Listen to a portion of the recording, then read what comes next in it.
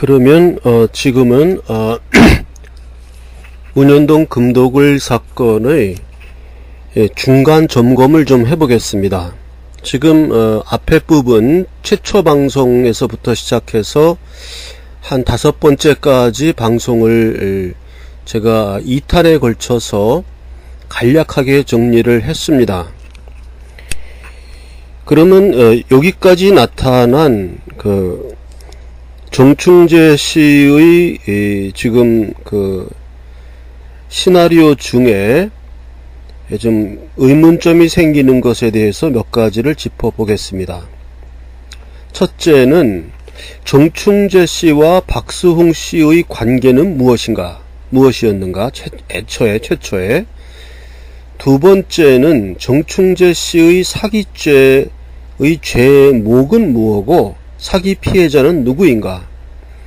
세 번째, 둘째, 넷째 동생 정강재인가요? 하는 그 사람들은 벼락부자가 되었는가? 그 문제. 네 번째는 천구의 유골 문제. 다섯 번째는 320조의 금이라고 하는데 320조란 액수가 과연 정확한 것인가? 요 5개를 먼저 이제 짚어보고 지금 1회 1탄 2탄의 내용을 잠시 정리를 하고, 저는 이 방송을 제 방송 중에 어느 하나만 듣더라도 처음부터 끝까지 다 이해가 될 수 있도록 여태까지 있었던 것을 이렇게 중간중간 점검해 가면서 방송을 하려고 합니다. 그래서 저도 이제 이렇게 그 정확한 방송을 하기 전에는 그냥 잠자면서 이렇게 틀어놓고 자고 뭐 이렇게 했기 때문에 뭔 내용인지 확실히는 몰랐는데 굉장히 산만한 논조의 방송이었지만 꾹 참고 이렇게 면밀하게 보니까 몇 가지 문제점들이 보여서 거기에 대한 것을 이렇게 짚어가면서 방송을 해야 되겠습니다. 첫째, 정충재 씨와 이 박수홍 씨의 관계는 무엇인가? 정충재 씨의 방송에 의하면 박수홍 씨가 그 굴을 이제 돈이 없어서 못 파고 있으니까 정충재 씨가 돈을 돈 있는 사람들에게 가서 돈을 모아서 하자 그랬더니 돈 있는 사람들이 뭐 시큰둥하기 때문에 그러면 자기가 나서야 되겠다 그러면서 자기가 나섰지만 정충재 씨가 자기도 돈이 많지 않아서 그냥 주변 사람들에게서 돈을 모아서 그 김성태란 사람에게 돈을 주었기 때문에 그나마라도 도굴이 아니라 발굴이죠. 정충재 씨가 한 것은 그 금괴 발굴 작업이 진행되었고 그 와중에 김성태가 금을 발견하면서 금 도굴단으로 변신하자는 제의를 했으나 정충재 씨가 그것을 거절하자 김성태는 백준흠에게 달라붙어서 백준흠을 수괴로 하는 금 도굴단으로 변신하였다. 이게 지금 정충재 씨가 말하는 거거든요. 그럼 여기서 그러면 이 정충재 씨의 발언에 의하면은 박수홍의 그 굴착 사업을 계속하기로 하면서 금을 찾으면 10%의 지분을 갖기로 하고 박수홍 씨와 이렇게 일을 했다고 하는데 그러면 정충재 씨도 10%의 지분권자이지 결국 이 사업의 주체는 박수홍 씨가 아닌가? 그 논리적으로는 그렇게 되는 문제가 좀 남아서 거기에 대해서는 뭐 자세한 내용이 없었어요. 앞으로 더 방송을 봐야 되겠지만 그 다음에 짚어볼 문제가 정충재 씨가 사기죄로 44개월을 감옥 생활을 하고 나왔다. 그리고 정충재 씨의 말에 의하면 모든 것은 다 짜여져 있었고 이 검사들이나 판사들이나 내 이야기를 전혀 듣지 않았다. 이래서 내가 억울하게 44개월 옥살이를 하였다. 이렇게 지금 설명을 하고 있어요. 그래서 이렇게 설명하는 거는 너무나 좀 주관적인 설명이라서 그런 설명을 들으면 이게 맞는 얘기인지 틀린 얘기인지 우리가 판단할 수가 없고 또 응원할 수도 없습니다. 이제 그렇게 얘기를 하고 응원하는 사람들은 그냥 맹종자예요. 맹종자. 맹종자들은 아무리 많아도 또 한 방에 날아가기 때문에 그런 맹종은 필요가 없습니다. 그래서 저희 방송에 대해서 이 댓글을 다시는 분들이 많은데 이 팩트에 의거해서 이 댓글을 좀 달아주시면 좋겠습니다. 그래서 정충재 씨의 사기죄 재판의 내용이라든지 이런 것들은 어떻다든지 이렇게 좀 팩트에 가까운 이야기로 댓글을 달아주시면 많이 도움이 되겠고, 그냥 이 정충재 태평TV 이거를 쭉 그냥 따라가면서 그게 옳다 이렇게 판단하는 사람들의 이야기는 상당히 설득력이 없고 그거는 비판적이지가 않습니다. 자세가.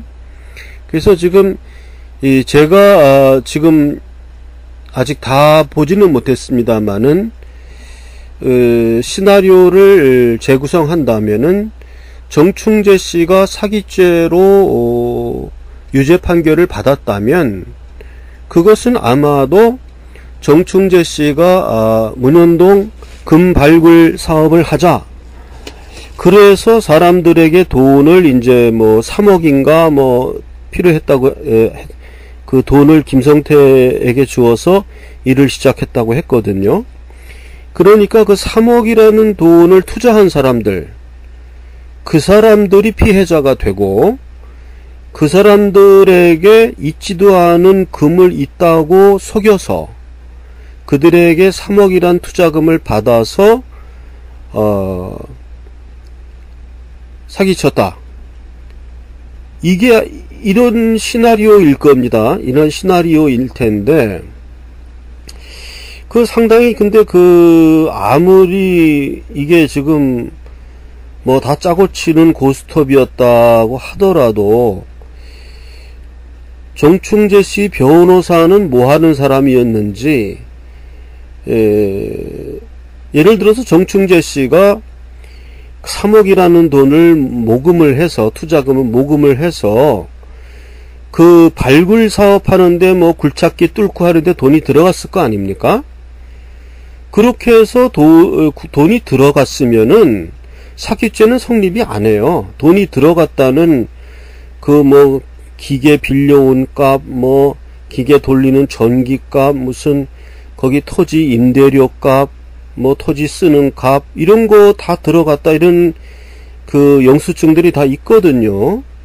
이런 거를 첨부를 해서 나는 돈을 한 푼도 안 먹었다, 3억을 받았는데 그 3억이란 돈이 이렇게 쓰였다, 이것을 이제 입증을 하면 남들에게 금이 있다고 속여서 돈을 투자금으로 받은 후에 아무런 발굴 사업을 안 하고 그 돈을 먹고 도망가야 그게 사기죄지, 그 돈을 받아가지고 땅을 팠다, 땅을 파는데 이렇게 돈이 들어갔다, 이게 입증이 되면 그건 사기죄가 아니죠.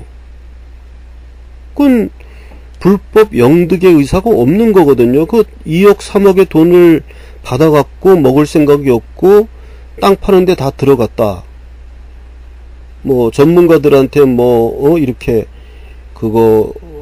의뢰하는데 돈이 들어가고 이렇게 다 들어간 내역이 나오기 때문에 이 정충재 씨의 사기죄가 기수가 되려면은 정충재 씨가 돈을 얼마 먹은 게 있어야 됩니다. 돈을 얼마 먹은 게 있어야 돼요. 3억 중에 부분이라도 얼마를 먹었다든지, 그리고 그것이 지금 정충재 씨가 입증을 못했기 때문에 사기죄의 유죄가 나왔다, 이렇게 밖에는 볼 수가 없어요. 사기죄 범죄는 돈 갖고 하는 거니까. 그 다음에 이 굴을 파가지고 금이 나오지 않을 걸 뻔히 알면서 사람들의 투자금을 모집했다. 이거는 입증하기가 좀 어려워요. 그거는 본인은 이렇게 해서 금이 나온다고 나는 확신하고 있었다. 이렇게 주장할 수가 있기 때문에 제일 이 사기죄의 키포인트는 돈입니다. 돈. 정충재 씨한테 투자금으로 준 사람들, 그 사람들이 정충재를 고소했는지, 아니면 그 사람들 말고 다른 제3자가 고발을 했는지.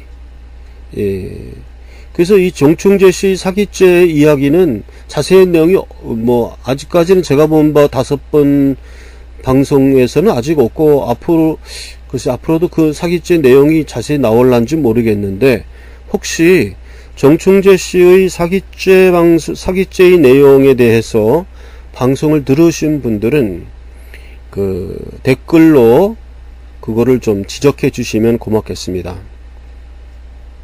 좀 우리가 팩트에 접근할 때는 무비판적으로 맹종하는 자세로 접근하면 그건 또 똑같은 일이 되고 말아요. 그래서 누구를 믿는다 할지라도 정확하게 팩트 규명은 하고, 그래서 정충재 씨가 사기죄로 44개월을 살았다면은 상당히 중죄입니다. 3년이 나온다는 건 초범일 텐데, 초범이 44개월은 3년도 넘어요. 3년을 넘게 초범에게 사기죄로서 이게 2002년, 3년 그 당시에 3억이란 돈 가지고 3년 나올 수는 있겠네요. 초범이라도 액수가 크니까. 사기 피해자는 누구인가? 이 문제가 지금 해결돼야 될 문제입니다. 그 다음에 세 번째 항은 둘째, 넷째 동생이 정충재 씨의 그 방송에 의하면 둘째, 넷째 동생 정강재라는 그 동생, 둘째, 넷째 동생이 금 앞에서 형제 관계고 뭐고 다 필요 없고 돈이 최고다 이렇게 하면서 백준음 도굴단으로 변절해서 가버렸다.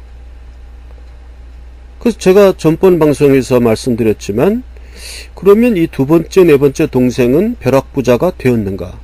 지분 1%를 받았다 그래요. 백준음으로부터. 이 사건에서 지분 1%, 1.5%만 받은 사람들도 모조리 벼락부자가 된 것으로 지금 방송으로 보면 그렇습니다.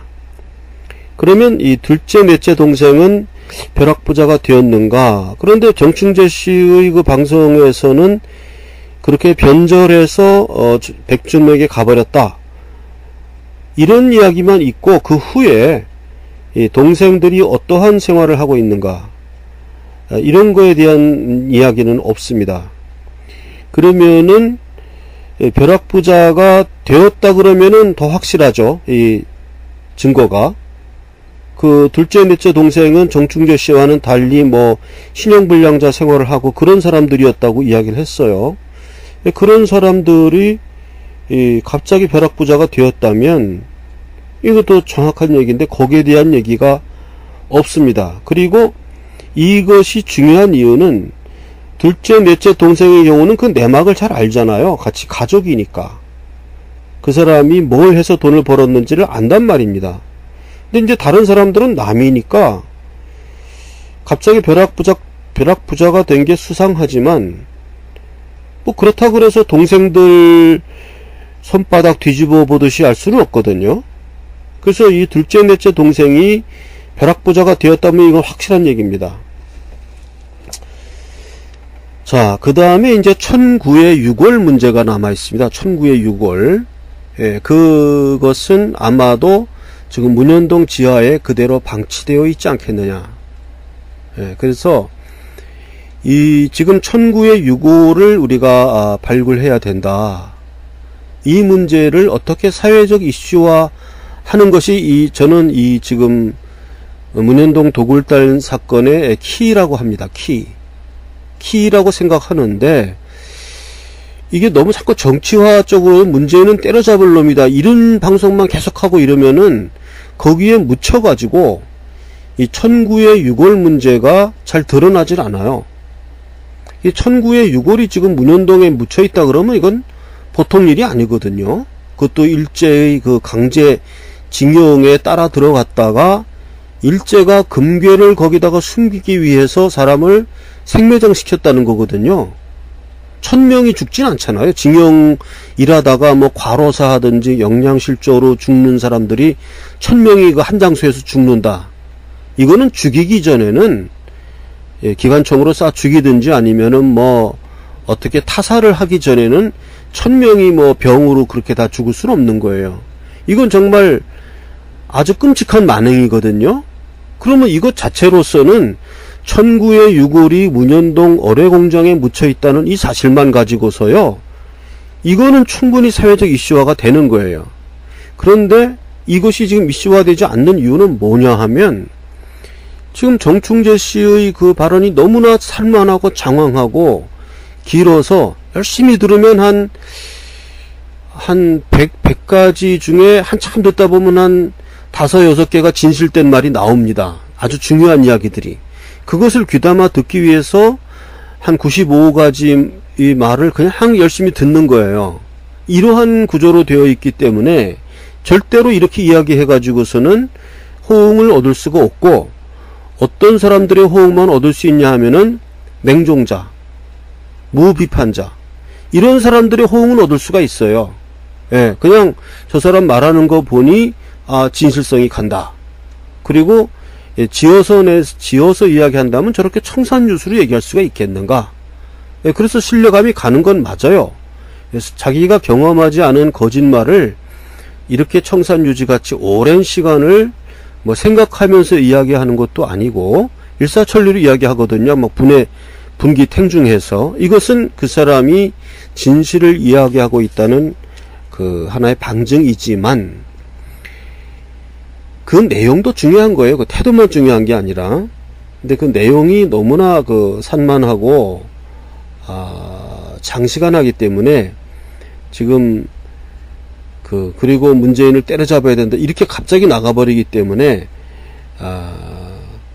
지금 제가 볼 때는 이 사건의 그 가장 핵심 키포인트는 천구의 유골입니다. 이건 굉장히 억울한, 이건 뭐 원한이 보통 원한이 아니죠. 자기네들이 일제 군인들이 금을 일본으로 못 싣고 가니까 어뢰 공장에다 묻어놓고 비밀 장소로 하려고 사람을 죽였든 아니면 생매장 시켰든 입구를 막아버렸다는 거 아니에요? 죽으라고? 그래서 그 안에서 그냥 아사해서 죽어버렸다면 이거는 정말 뭐 국제적인 범죄죠. 예. 그러니까 이것만 가지고도 충분히 이슈화가 됩니다. 그래서 이런 포인트를 놓치고 있는 것이 너무나 안타까운 일입니다. 그 다음에 5번째로 320조의 금괴라고 지금 이야기를 합니다. 그 규모가. 그리고 이제 외환은행에서 발견된 것은 20조의 수표죠. 그러면 300조가 더 있다는 얘기입니다. 금괴가. 그 320조란 돈이 저는 얼마인지 잘 모르겠어요. 그만한 그런 천문학적인 돈이 과연 얼마인지. 비교해 보면은 이번에 미국의 애플사가 시가총액이 1조 달러를 넘었다고 합니다. 이번에 애플이 삼성의 한 3배 정도 된다 그래요. 시가총액이. 그러한 애플사의 시가총액이 1조 달러라 그러면은 1조 달러면은 1000조 원입니다. 1000조 원. 그러니까 320조라 그러면 애플의 한 3분의 1. 삼성전자의 시가총액에 맞먹는 그 금액이 320조입니다. 그래서 그 안에서 발견된 금이 과연 320조인지 320조라고 어느 검사에게서 들었다. 이렇게 이제 정충재 씨는 이야기했는데 과연 전체로서 320조의 금괴가 맞는지 320조까지 안 가고 32조만 하더라도 엄청난 돈이죠. 3조라고 해도 엄청난 돈이죠. 3조. 3조라 그래도 1조만 돼도 1조 클럽이란 게 있는데 3조라 그래도 엄청난 돈인데 어쨌든 이 5가지의 의문사항 이것을 제가 좀 더 앞으로 방송을 지켜보면서 정리할 것이지만은 중간 정리를 하면서 이 방송을 했으니까요. 제가 오늘 제시한 5가지 내용 중에 도움이 될 만한 어떤 팩트가 있으신 분들은 그 댓글로서 지적해 주시면 감사하겠습니다. 오늘 방송은 여기까지 하겠습니다.